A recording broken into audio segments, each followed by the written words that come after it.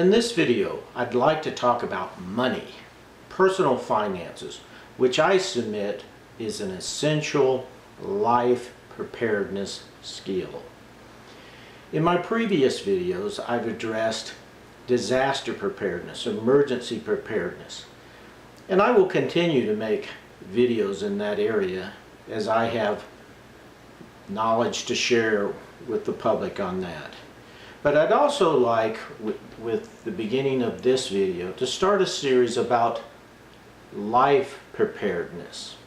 And certainly money is one of the key elements for that. Now one might ask, how do I feel qualified to address this?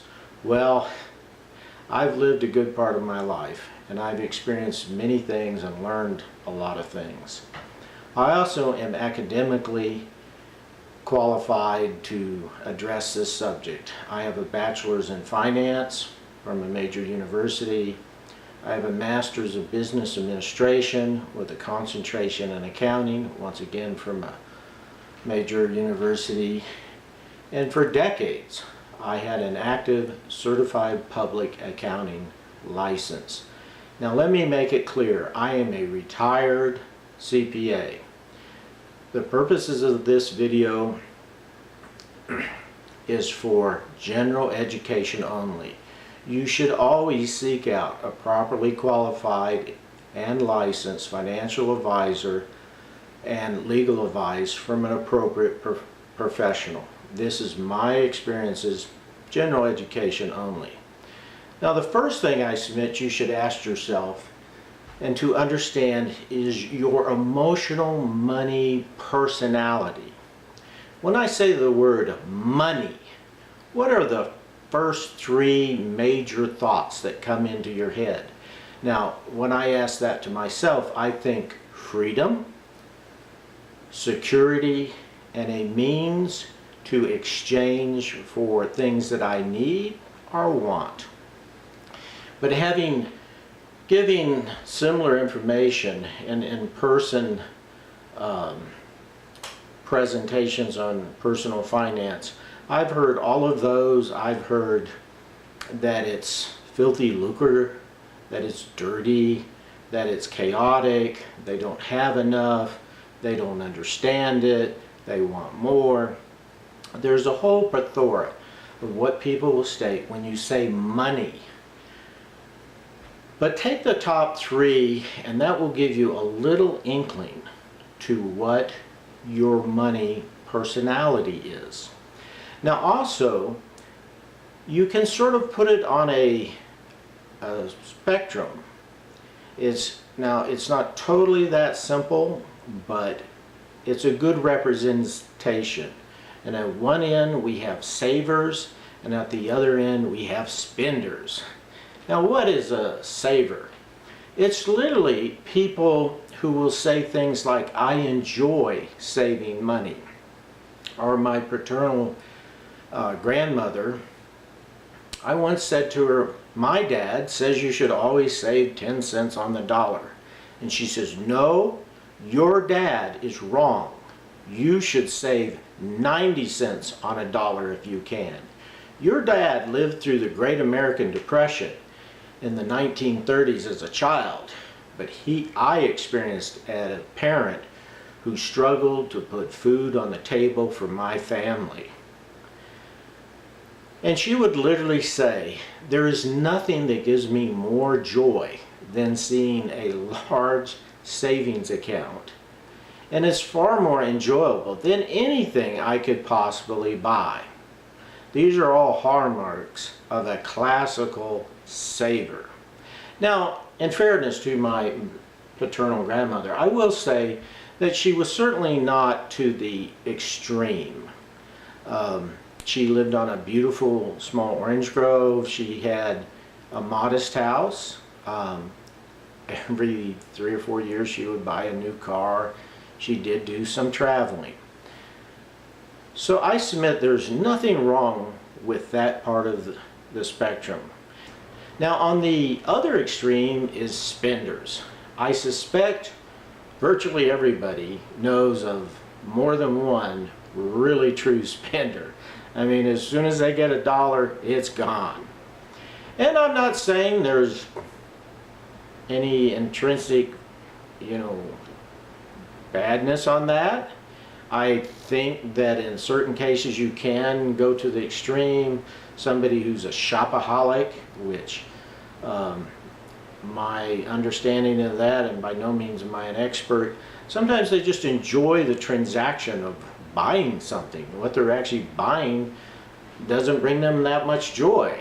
Where I have to admit myself, who I'm a saver, is the actual purchase transaction is something, let's get this over with, let's get it done quickly.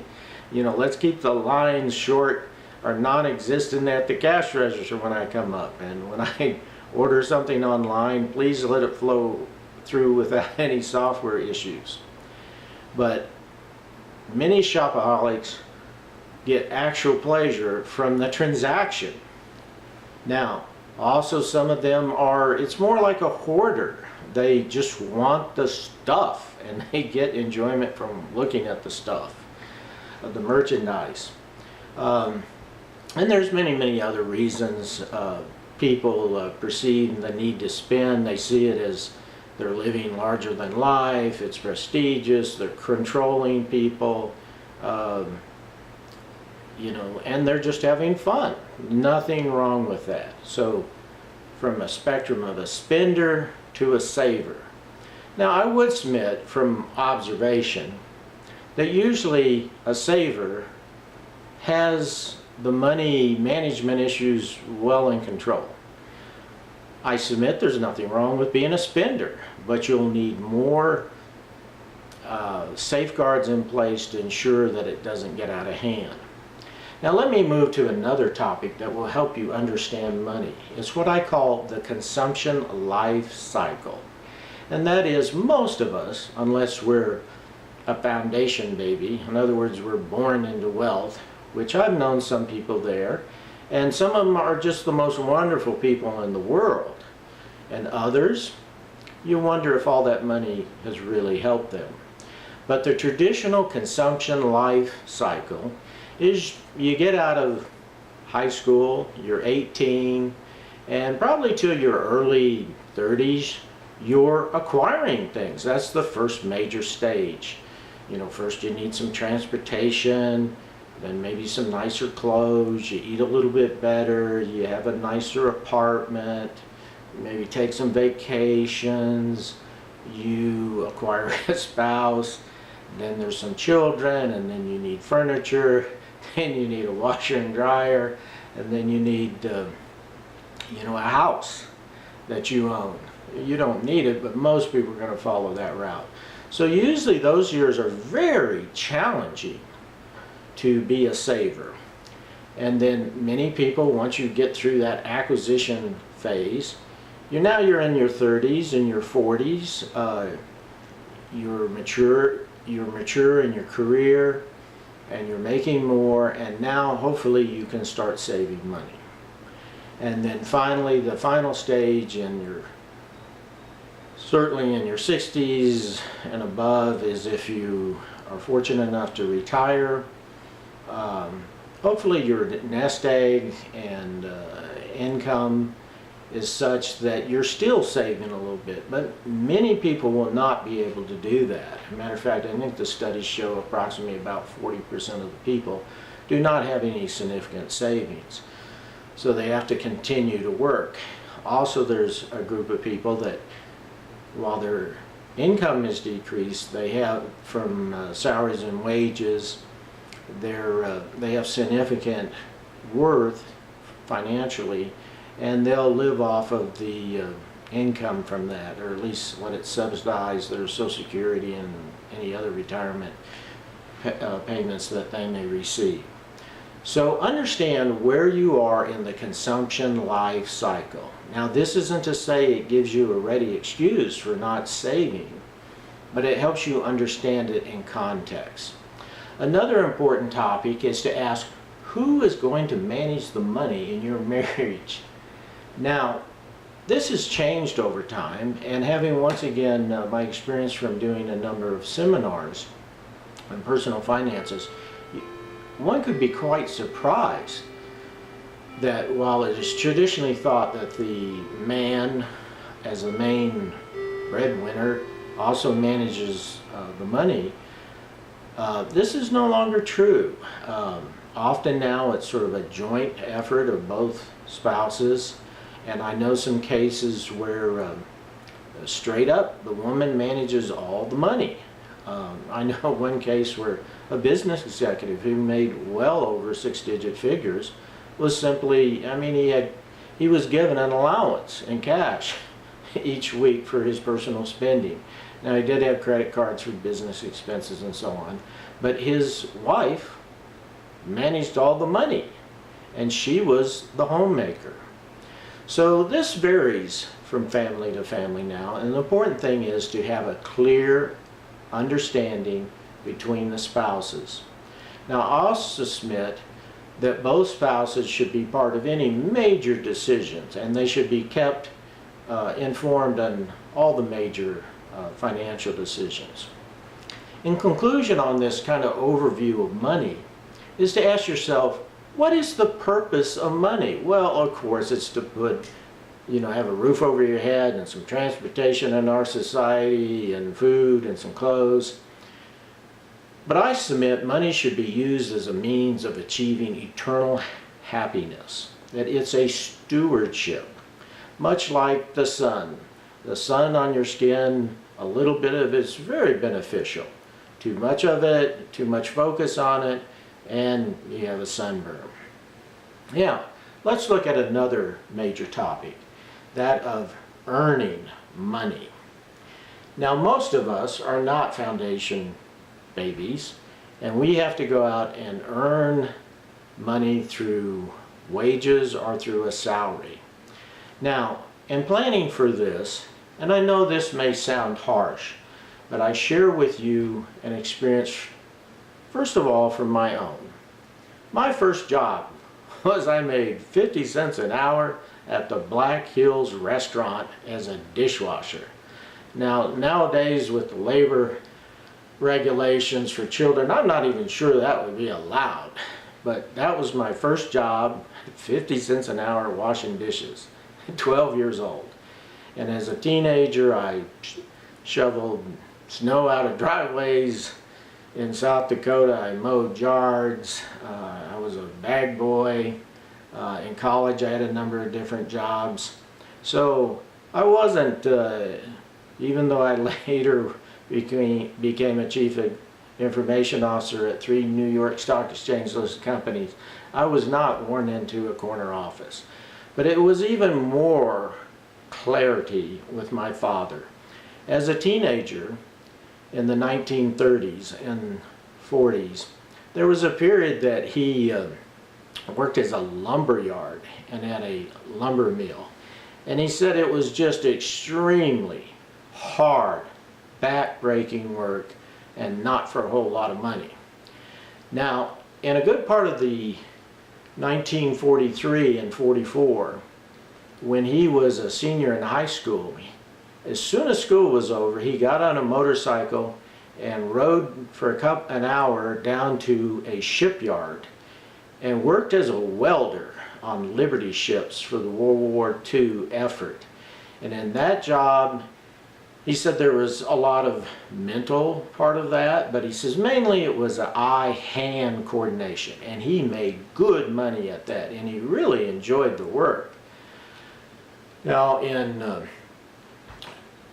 1944, once he graduated from high school, he got drafted and went into the military and made that a career, both in aircraft mechanics and in missile electronics. But one of the experiences that he shared was, he said in the 1950s, he often would be a crew chief on airplanes, and he noticed this one major would read a magazine where half the pages were nothing but numbers. So after the curiosity just overwhelmed him, He went to the major one time and he says, "Major, what is that magazine you're reading where half the pages are numbers?" And the major said, "Oh, that's the Barron's magazine. And those are the numbers that are listing different information about companies on like the New York Stock Exchange. And the other half of the magazine is articles about it." And my dad said, "You can own stock in companies, a common person?" And the major told him yes. He says, "I own stock in Coca-Cola and Ford Motor Company and this really new cutting edge company called IBM." He says, a common person can own stock in those companies." Well, a few weeks went by and my dad contemplated on this, and then he went back to the major and he said, "Major, let me ask you a question.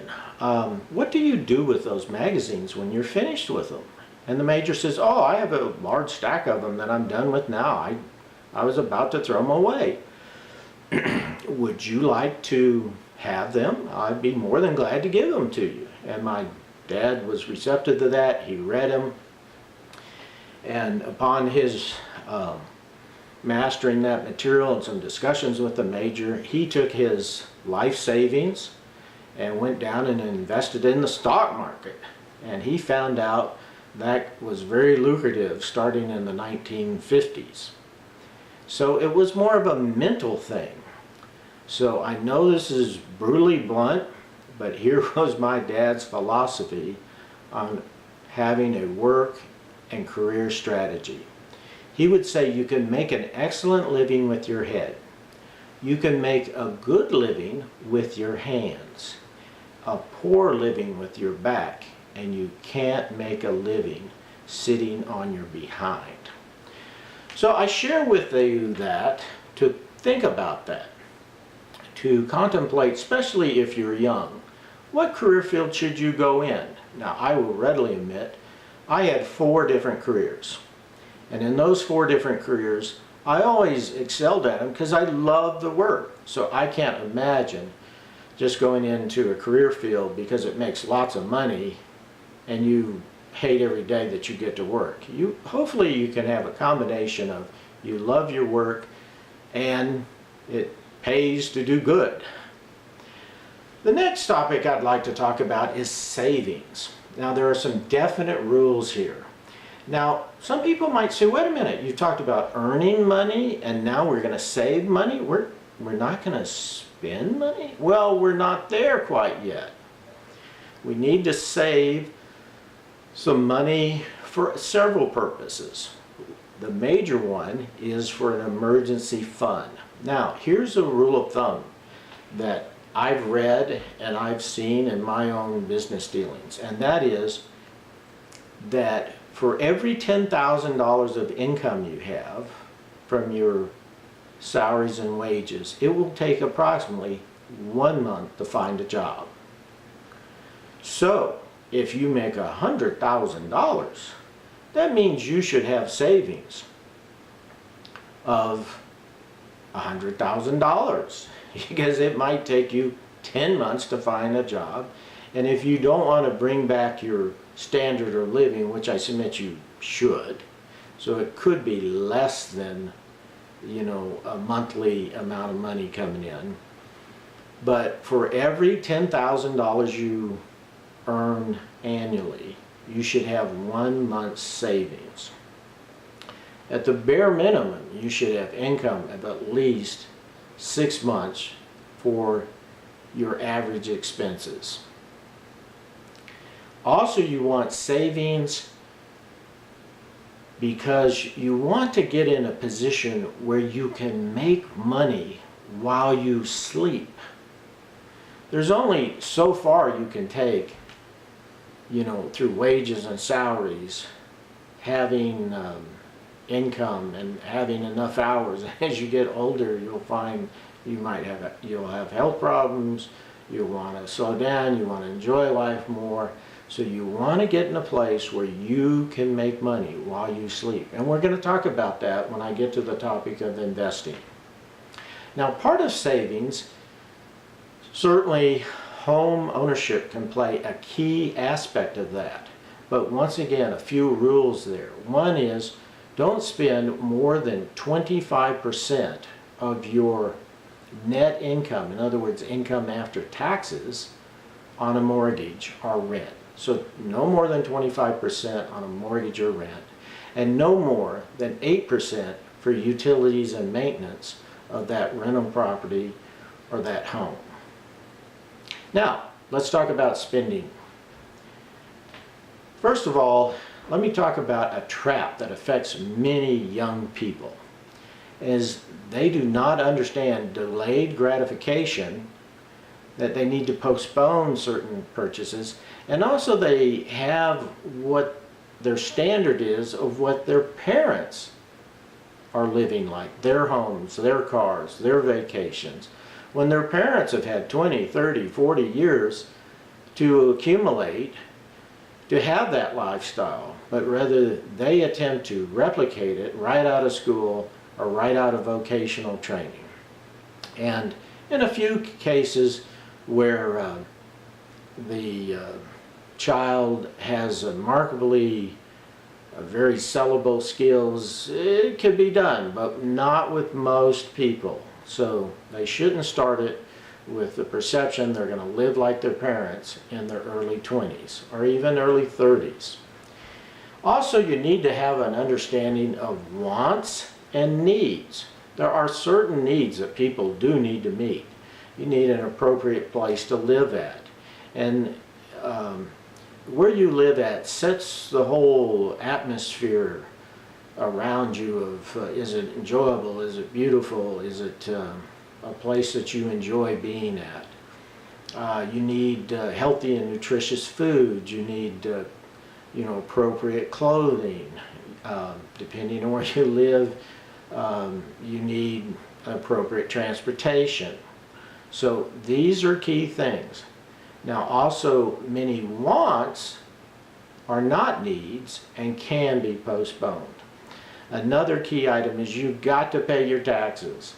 I've seen a number of documentaries where, like, professional athletes and people who win lotteries, they just do not understand that the government is always a partner.